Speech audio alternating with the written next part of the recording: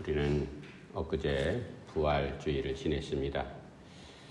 부활은 우리 성도들에게 가장 소중한 예수 믿는 궁극적인 이유가 거기에 있고, 우리가 지금 믿음으로 살고 여러 가지 일을 겪는다 할지라도 부활이 있기 때문에 우리가 소망을 품고 현재를 살아가지 않습니까? 예수님께서 제자들에게 이제 너희들이 얼마 후에는 나를 보지 못하리라, 내가 아버지께로 돌아가리라. 그 말씀을 듣고 그 분위기 속에서 제자들이 마음이 얼마나 상심이 됐을까. 몇 번 말씀드리지만 입장을 바꿔놓고 우리가 생각할 때 무언가 기대를 걸고 자기의 천폭적인 삶을 다 사실은 제껴놓고 예수님을 따른 제자들이잖아요. 그런데 여기서 허무하게 모든 것이 그냥 끝나버린다? 그런 상황이 됐을 때 사람 마음이 얼마나 낙담이 될까? 물론 주님께서 낙심을 주려고 하시는 말씀은 아니지만 현실적인 상황, 그리고 십자가의 고난과 부활이라는 아직도 해야 될 그러한 예수님께서 사역이 있는데 제자들은 그러한 절차를 사실 아직 모르는 상황이잖아요. 인간적으로만 생각하실 때 여러 가지 고통스럽고 참담하기 그지없습니다. 그러면서 예수님께서 계속 죽음 이후에 다시 만날 것이고, 내가 아버지께로 가면 너희들이 거할 처소를 예비하러 갈 것이다. 내가 분명히 다시 올 것이다. 주님께서 제자들에게 다독거리면서 이렇게 말씀을 해주지만 여전히 제자들의 마음은 편하지 않습니다. 이제 오늘 본문 말씀을 통해서 내가 아버지께로 가면 내 이름으로 아버지께서 다른 보혜사를 너희에게 보내실 것이다. 지난주 우리가 살펴봤듯이 다른 보혜사라는 것은 이미 보혜사가 존재했고 또 다른 보혜사를 보내신다. 그거는 예수님도 보혜사라는 말이죠. 다른 보혜사는 성령을 지칭하는 말입니다. 그러면 우리가 성경을 통해서 삼위일체라는 단어는 없지만 성부 하나님, 성자 예수님, 성령 하나님, 그러니까 하나님께서 다 우리의 성도들에게 보혜사가 되시는 분이다. 그래서 우리가 결론 지을 수가 있습니다. 우리를 돕고 변론해주고 우리를 위로하시는 그러한 보혜사 하나님께서 우리와 함께 하신다. 오늘은 주님께서 다른 보혜사를 보내실 때 그 보혜사가 너희들에게 어떤 역할을 할 것인가. 우리가 세 가지, 오늘 25절부터 31절 말씀을 통해서 보혜사 하나님께서 우리를 위해서 행하시는 예수님께서 구체적인 그러한 모습을 우리에게 전달해 주고 있습니다. 이제 본문 들어가서 그 다른 보혜사, 또 예수님도 사실 거기에 다 포함되는 거죠. 어떤 보혜사의 역할이 무엇일까? 우리가 한번 말씀을 살펴보겠습니다. 25절, 26절 말씀 제가 한번 읽어드릴게요. 내가 아직 너희와 함께 있어서 이 말을 너희에게 하였거니와 보혜사 곧 아버지께서 내 이름으로 보내실 성령, 그가 너희에게 모든 것을 가르치고 내가 너희에게 말한 모든 것을 생각나게 하리라. 그러니까 성령께서 오시면 우리에게 모든 것을 가르치시고 또 생각나게 하시리라. 근데 우리가 모든 것을 가르치시고 할 때 모든 것을 가르친다는 것은 성령께서 우리에게 예수님처럼 육신을 입고 오셔서 많은 사람들을 가르치셨잖아요. 그죠? 전해주셨고 보험도 전해주셨고 고쳐주셨는데, 근데 다른 보혜사 성령께서 그러면 아마 제자들이 여기서 혼동이 됐을지 몰라요. 예수님처럼 또 육신을 입고 이 땅에 오시는 그런 다른 분이 계신가. 근데 그런 분이 아니라 하나님께서 우리에게 보내시는 다른 보혜사, 그분께서 너희에게 모든 것을 가르치리라. 그러니까 예수님께서 우리에게 가르쳐 주신 것, 공생의 3년 동안 활동하시면서 천국 복음을 전하시고 율법을 새롭게 해석하시고 병자들을 고치시고, 그리고 천국 복음에 대한 하나님 나라에 대해서 그러한 말씀을 전해 주셨는데, 이 모든 것들 제자들이 사실은 많은 부분을 건성으로 듣기도 했고 기적을 베풀고 그리고 병자를 고칠 때 그냥 별 대수롭지 않게 보고 넘긴 일도 아마 수도 없이 많았을 겁니다.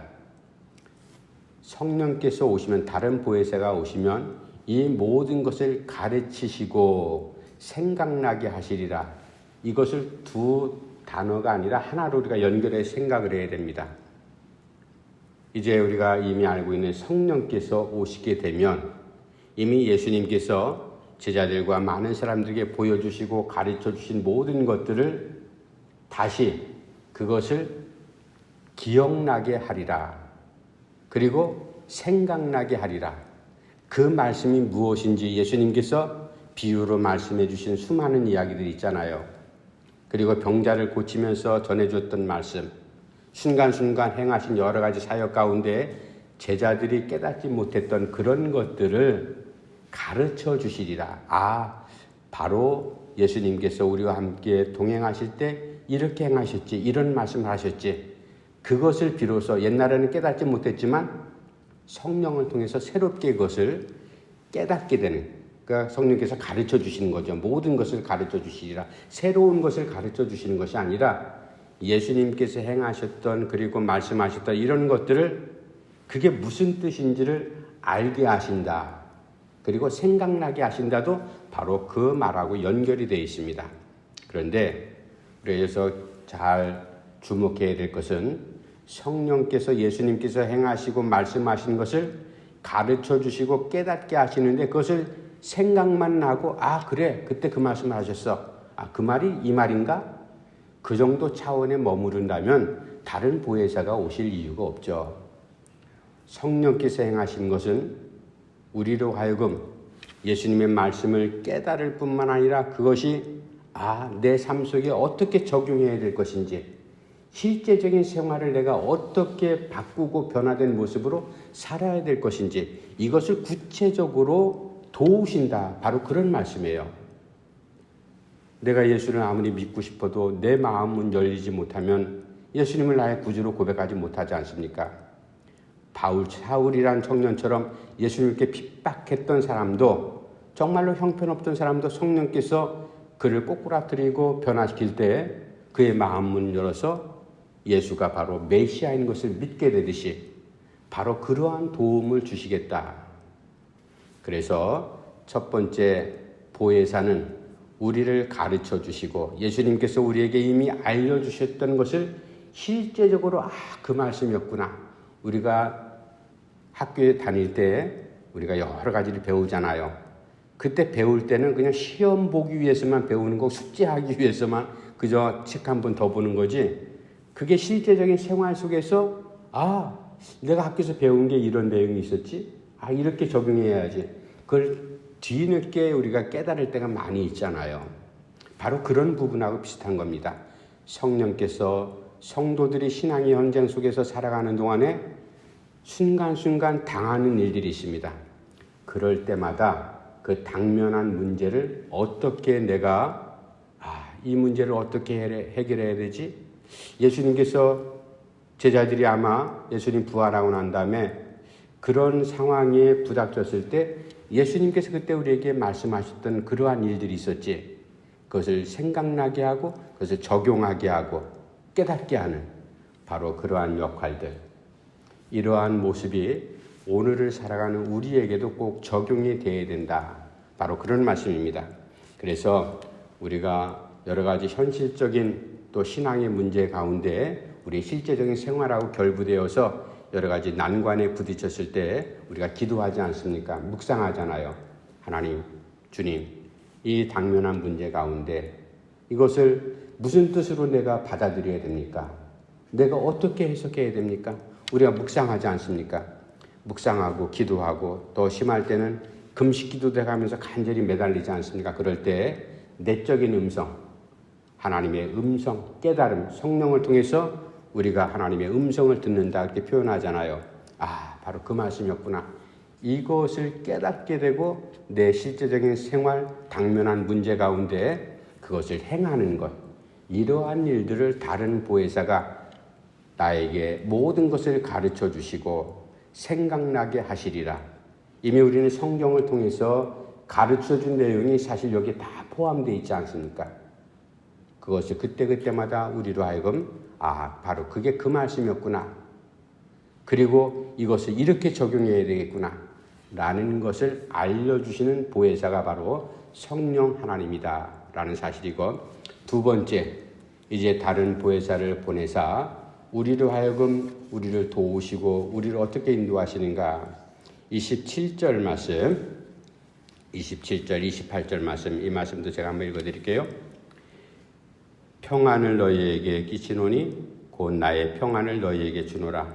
내가 너희에게 주는 것은 세상이 주는 것과 같지 아니하리라.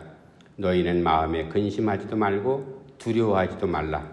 내가 갔다가 너희에게로 온다 하는 말을 너희가 들었나니 나를 사랑하였더라면 내가 아버지께로 감을 기뻐하였으리라. 아버지는 나보다 크심이라. 두 번째, 성자 예수님. 예수님도 보혜사라고 그랬죠?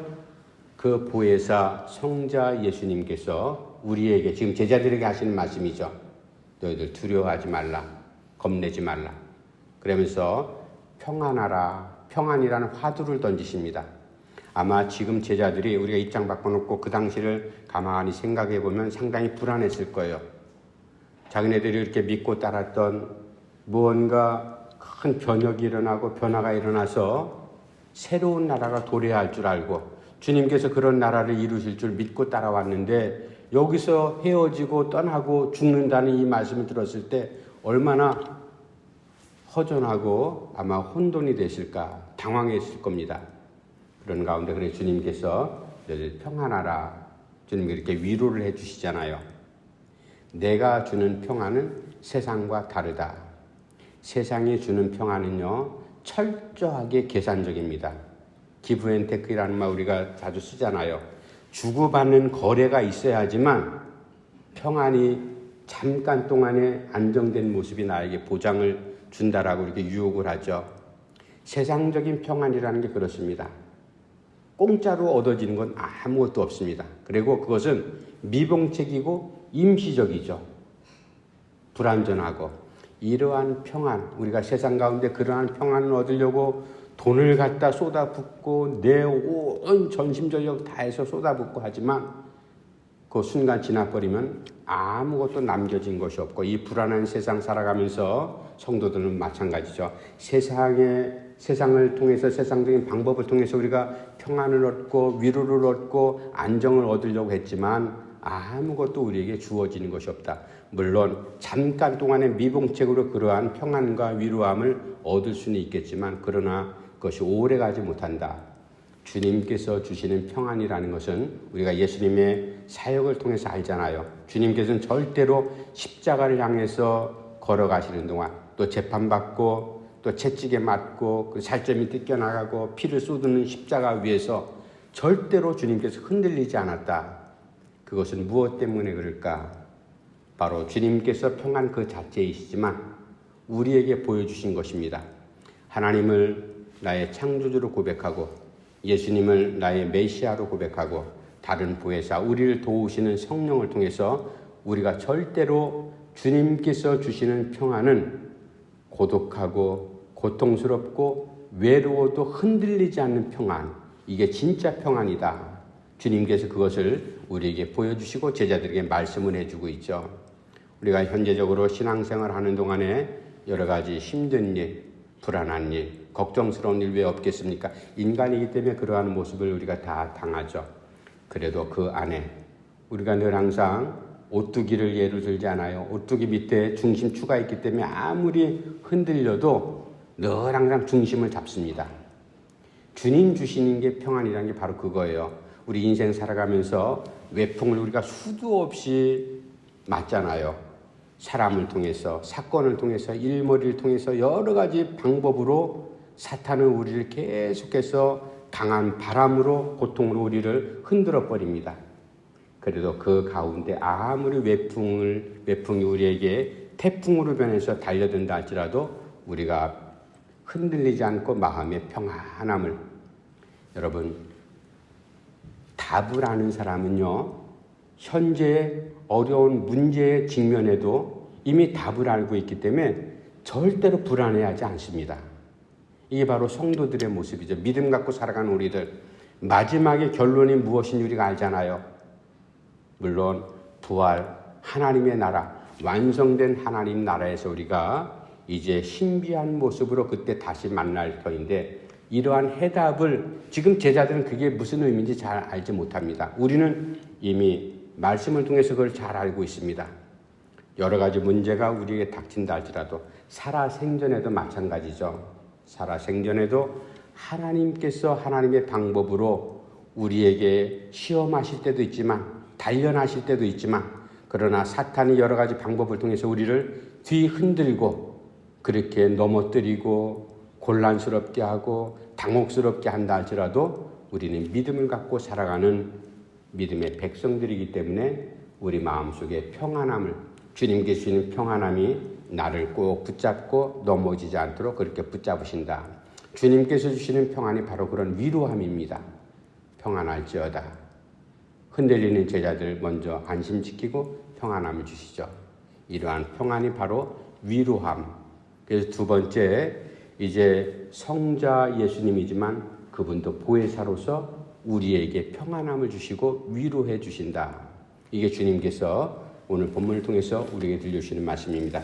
이제 마지막 성부 하나님께서, 그러니까 맨 처음에는 성령, 다른 보혜사 성령 하나님, 두 번째는 성자 보혜사 예수님, 그리고 마지막 29절부터 31절까지는 성부 하나님. 29절부터 31절까지 우리 다시 한번 읽어봅시다. 29절 31절까지 시작. 이제 일어나기 전에 너희에게 말한 것은 일이 일어날 때 너희로 믿게 하려 함이라. 이후에는 내가 너희와 말을 많이 하지 아니하리니 이 세상의 임금이 오겠음이라. 그러나 그는 내게 관계할 것이 없으니 오직 내가 아버지를 사랑하는 것과 아버지께서 명하신 대로 행하는 것을 세상이 알게 하려 함이로라. 일어나라, 여기를 떠나자 하시니라. 아멘. 마지막 성부 하나님, 보혜사로서 우리를 변론하시고 도우시고 인도하시는 바로 그 하나님은 모든 것을 이루시는 하나님이시다. 예수님께서 십자가를 향하는 이 모든 것, 누구 뜻입니까? 세상을 이처럼 사랑하사, 바로 성부 하나님의 뜻 아니었어요? 그 하나님께서 이처럼 세상을 사랑하셨기 때문에 예수님을 이 땅에 보내셨고, 예수님께서 사랑의 실체의 모습을 보이시기 위해서 십자가에 달리시는 그 고통을 당하신 것, 우리는 이미 너무나 잘 알고 있잖아요.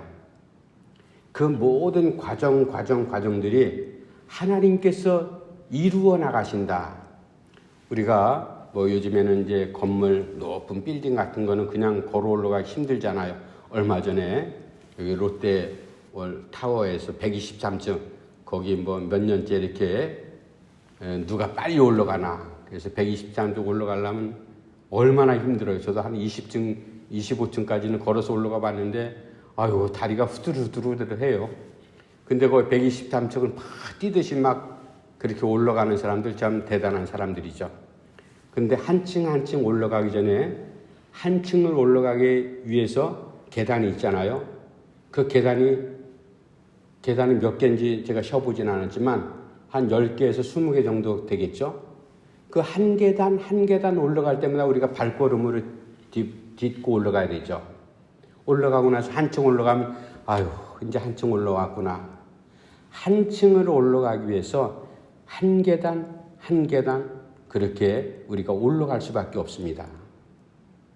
바로 예수님께서 우리를 구원하시기 위해서 3년 동안 공생의 사역을 하시는 하루하루의 발걸음이 바로 하나님의 뜻을 이루어가는 그 과정이었다. 이게 무슨 말씀인가 하면 이제 주님께서 우리에게 이렇게 말씀합니다.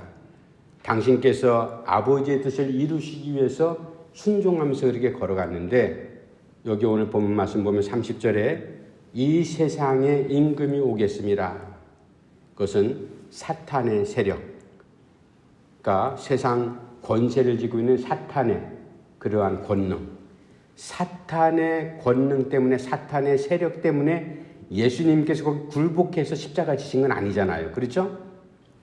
그 사탄의 세력을 다 물리치시고 그것을 없애기 위해서 십자가를 지신 바로 예수님의 순종하심, 이러한 것이 사탄의 뜻을 이루어 나가는 것이 아니라 하나님의 뜻을 이루어 나가는 예수님의 발걸음이었다. 그래서 예수님의 고난, 우리가 어떻게 보면은 십자가에 달려 죽은 것이 실패한 것처럼 보이지만 그 당시에 많은 사람들이 이렇게 조롱하고 비웃었잖아요. 병자를 고치고 기적을 행하던 예수님, 야 예수야 내려와라. 너 그렇게 기적도 행하는데 그 십자가에서 왜 못 내려오냐. 사람들이 볼 때 힘없이 그냥 돌아가신 것으로 보이잖아요. 실패했다, 끝이다, 무너졌다. 더 이상 예수쟁이들은 없다. 웬걸요. 그 이후부터 실제로 시작이 되잖아요. 기독교가 전 세계를 복음이 전파되고 그리고 부활의 놀라운 능력이 무엇인지를 사람들이 깨닫기 시작을 했습니다. 어쨌든 이 모든 절차와 과정들이 하나님의 뜻을 이루어 드리는, 그리고 그것을 하나님께서 이루신다. 성부 하나님께서 이루신다. 갑자기 어느 날 물론 주님께서 재림하시는 거 갑자기 오시겠지만 그렇게 되기까지 모든 과정이 있잖아요. 출발이 있으면 결론에 분명히 도달할 텐데 그 과정이 중요한 겁니다. 그래서 오늘 본문 말씀은 우리 성도들 자체가 매일매일 그리고 순간순간 당하는 여러 가지, 우리가 한 층을 올라가기 위해서 여러 계단들을 밟고 올라가듯이 그때마다 하나님께서 나에게 그 계단을 밟고 올라갈 수 있도록 그 일을 이루신다. 바로 그 말씀입니다. 이렇게 일을 이루시는 하나님. 말씀을 다시 한번 정리합시다. 예수님께서 내 이름을 통해서 아버지께서 보낼 다른 보혜사 성령 하나님. 바로 그분은 어떤 일을 하신다고요? 우리를 가르치시고 그리고 생각나게 하시고 그렇게 도우시는 바로 성령 하나님. 그리고 성자 보혜사 하나님은 우리 곁에 오셔서 평안을 주셔서 우리 흔들리지 않도록 위로하시는 바로 그 하나님. 그리고 마지막에 성부 하나님께서는 모든 것들을 신앙의 발걸음도 우리가 매일매일 그리고 한 해 한 해 걸어가는 모든 신앙의 걸음을 하나님의 뜻을 이루기 위해서 우리를 이루어 가시는 그런 하나님의 손길에 우리가 함께 그 하나님의 은혜로 살아가고 있다. 그러니까 성부, 성자, 성령 하나님께서 나와 동행하시는 하나님인 것을 우리가 지난주 부활주일도 지켰지만 오늘 거기에 맞춰서 예수님의 고난이지에 우리가 또 다시 말씀을 또 살펴보고 있습니다. 어쨌든 주님과 매일매일 동행하는 우리의 믿음의 발걸음이 꼭 되기를 간절히 바랍니다. 기도합시다. 하나님 아버지, 은혜를 감사함 드립니다. 저희들에게 예수님의 십자가만 있었다면 우리가 더 이상 무슨 소망을 갖겠습니까? 그래서 부활은 십자가 없는 부활은 존재할 수 없었고 또 부활도 십자가의 의미가 있었기에 하나님이여 저희들에게 소망이 되지 않습니까? 우리가 부활의 소망을 갖고 이 땅에 살아있는 동안 믿음으로 하나님의 백성으로 그리스도인으로서 달려갈 때 저희들에게 지혜와 힘과 능력을 덧입혀 주시옵소서. 늘 항상 우리 곁에서 우리를 위로하시고 그리고 하나님의 실로 지금 당하는 고난이 하나님은 내가 볼 때는 어렵고 힘든 일이라 할지라도 하나님의 일을 이루어 나가는 한 걸음 한 걸음 우리의 인생 여로인 것을 우리가 하나님의 실로 다시 한번 깨닫고 기억하게 하셔서 아버지 하나님 낙심하거나 절대로 좌절하지 않고 믿음의 길을 멈추지 않도록 우리 하나님 인도해 주시옵소서. 우리 성도들 한 사람 한 사람 하나님 매일 다 흩어져서 어디에서 이제 주어진 일을 잘 감당할 때 하나님의 실로 능력과 은혜를 더하셔서 유익한 사람으로 하나님의 영광을 드러낼 수 있는 믿음의 사람으로 살아갈 수 있도록 우리 성도들을 꼭 붙잡아 주시옵소서. 예수님의 이름으로 간절히 기도하옵나이다. 아멘. 찬송가 497장